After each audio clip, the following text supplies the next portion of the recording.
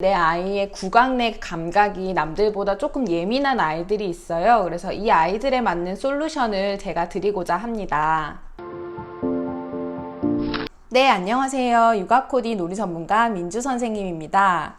지난 시간에 여기에 해당되었던 식습관 문제 행동을 보이는 아이들 5가지 솔루션을 제가 제시해 드렸거든요. 아이들마다 식습관에서 보이는 문제 행동이 다르고 그에 따른 솔루션도 다르기 때문에 제가 아이들의 식습관 문제 행동을 먼저 파악하고 진단한 후에 그에 맞는 솔루션대로 대처하는 것이 맞다고 했죠.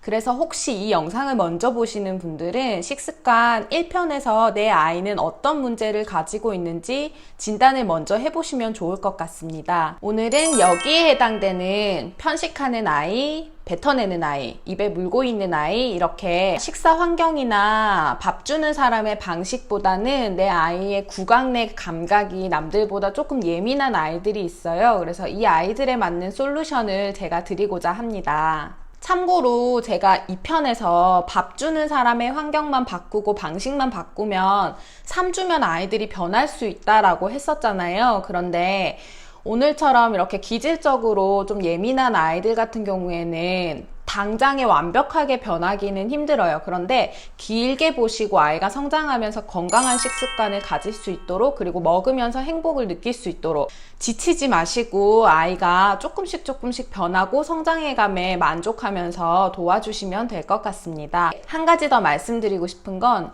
이론은 이론일 뿐 현실적이지 않다라고 말씀하시는 분들이 많아요. 그런데 엄마가 합리화시키고 거기서 끝이 나면 좋겠지만 엄마의 회피가 아이의 중요한 시기, 그리고 하루하루를 그냥 넘길 수 있음을 꼭 명심하셔야 돼요. 제가 식습관 교육 2편을 올리고 나서 후배한테 연락이 왔어요.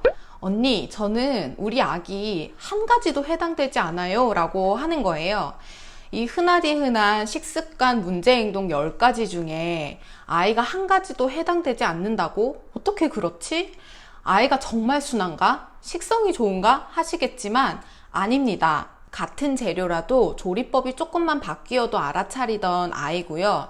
물론 후배도 영양사는 아니지만 이 아동 발달 공부를 계속해서 해왔었고 현장에서 근무를 했었던 친구이기 때문에 정말 의심 없이 이론을 그대로 적용을 했던 겁니다. 언제부터? 이유식 초기 5개월 반 지났을 때부터 시작했었고요. 어떻게? 더도 말고 덜도 말고 민주 선생님 식습관 교육 영상 1, 2, 3편 이론 그대로 왜냐하면 이건 제가 만든 이론이 아니기 때문에 후배도 공부하면서 이론을 알고 있었고 아이를 양육하면서도 그대로 실천을 했던 겁니다. 아이는 지금 20개월인데 엄마 아빠 밥 먹을 때 같이 밥을 먹고요. 엄마가 먹여주지 않고 아이가 스스로 먹고 있어요. 그리고 더 먹고 싶은 반찬이 있거나 하면 아직 말은 잘 못한대요. 그런데 의사표현이 확실합니다. 숟가락으로 식판을 두드리며 덜 이렇게 더 달라고 표현을 한다고 합니다. 제가 하고 싶은 말은 회피하지 마세요. 회피하고 있고 합리화시키고 있는 이 짧은 시간 동안에 아이들은 하루가 다르게 엄마 품에서 독립하고 있어요. 성장하기 때문에 힘들더라도 엄마가, 부모가 이렇게 역할을 제대로 해줘야 되지 않겠어요? 왜냐하면 우리는 아이를 사랑하니까요. 그리고 누구보다 세상을 잘 헤쳐나가는 아이로 키워야 하잖아요. 영양사는 아니지만 식습관 그리고 영양 건강에 맞춰서 식습관 교육을 잘 해낸 제가 후배 인스타그램을 살짝 공개할게요. 초기 이유식 단계부터 식습관 교육 그리고 식단 등등 기록들을 해놨더라고요. 혹시 궁금하신 분들은 참고해도 좋고요. 그리고 더 궁금하시거나 구체적으로 알고 싶다 하시는 분들은 민주 선생님한테 쪽지 보내셔도 되고 댓글 남겨주셔도 됩니다. 자, 편식하는 아이, 뱉어내는 아이, 입에 물고 있는 아이에게 나타날 수 있는 문제점이 뭐가 있을까요?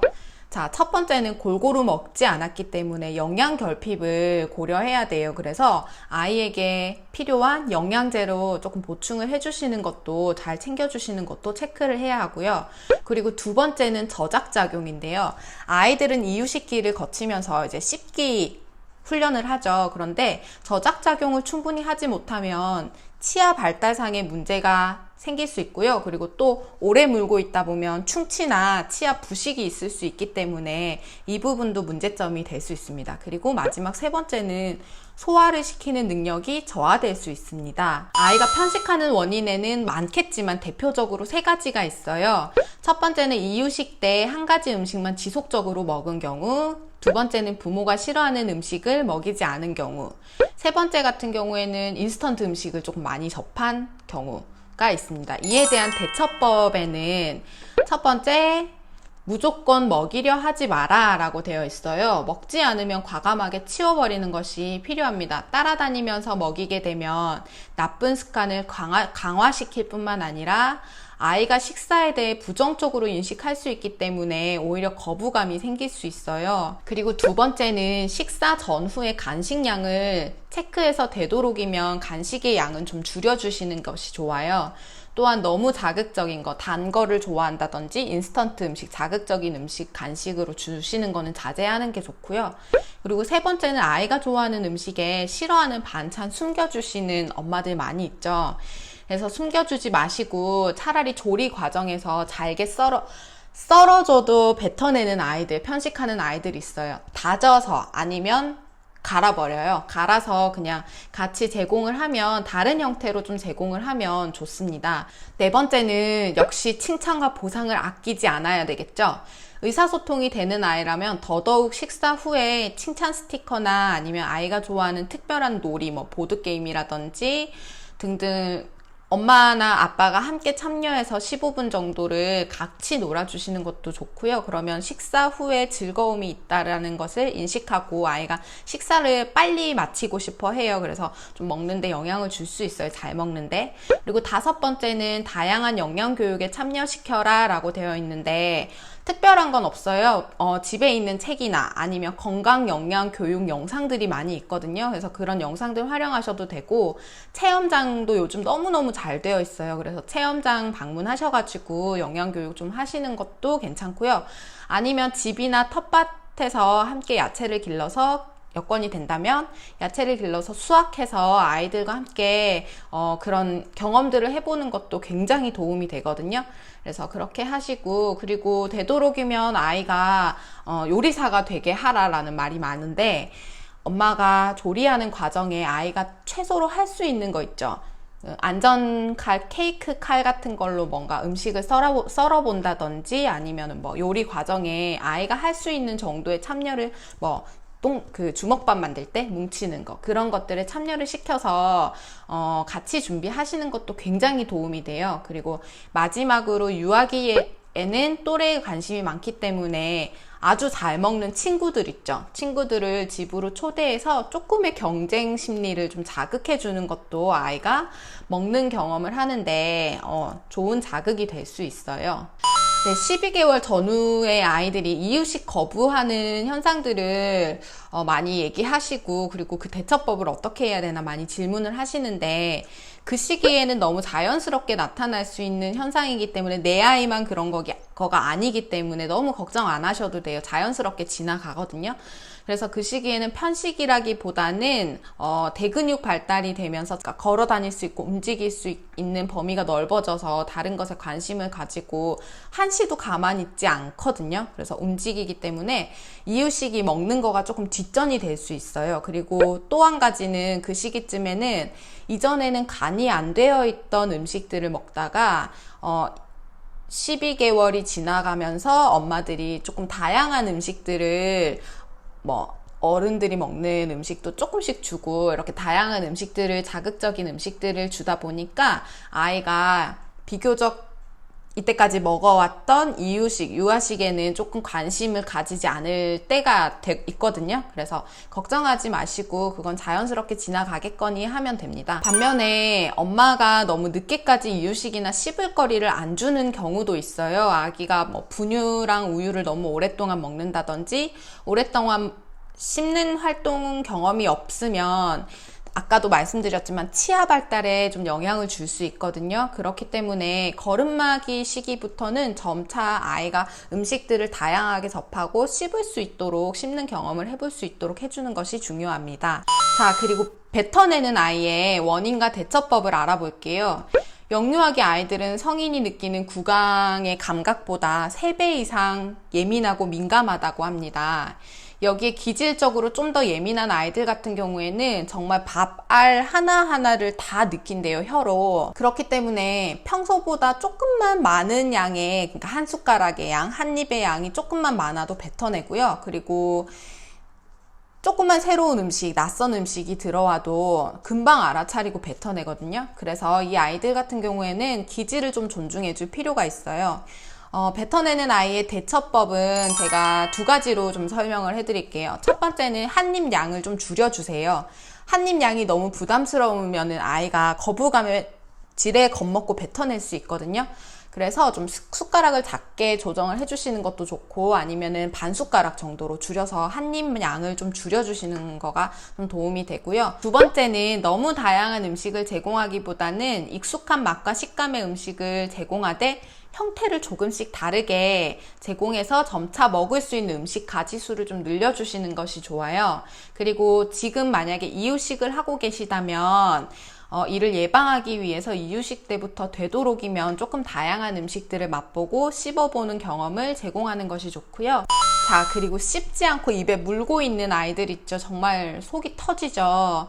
씹어줄 수도 없고 삼키라 해도 삼키지 않고 종일 물고 있는 아이들이 있어요. 그 원인과 대처법을 알아볼게요.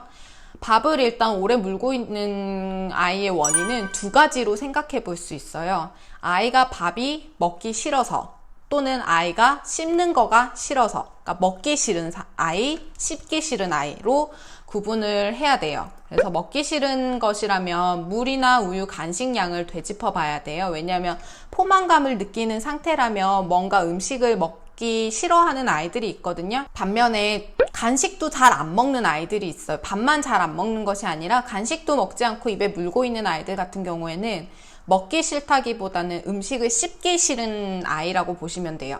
이 아이들은 첫 번째, 한 입에 들어가는 양을 좀 조절해 주셔야 돼요. 한 입에 들어가는 양이 많으면 부담스러울 수 있기 때문에 한 입에 들어가는 양을 좀 적게 해주시고 음식을 다 삼키고 난 후에 다음 숟가락을 줘야 돼요.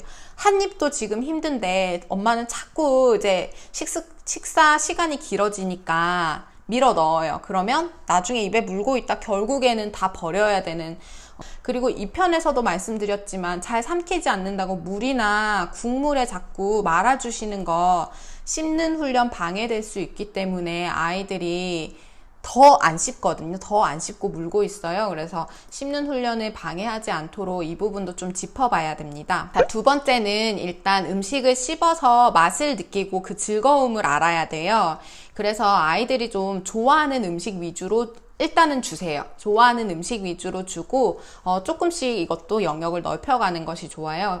단지 간식이나 좋아하는 음식은 잘 먹고 밥만 안 먹는 친구들 있죠. 밥만 물고 있는 친구들.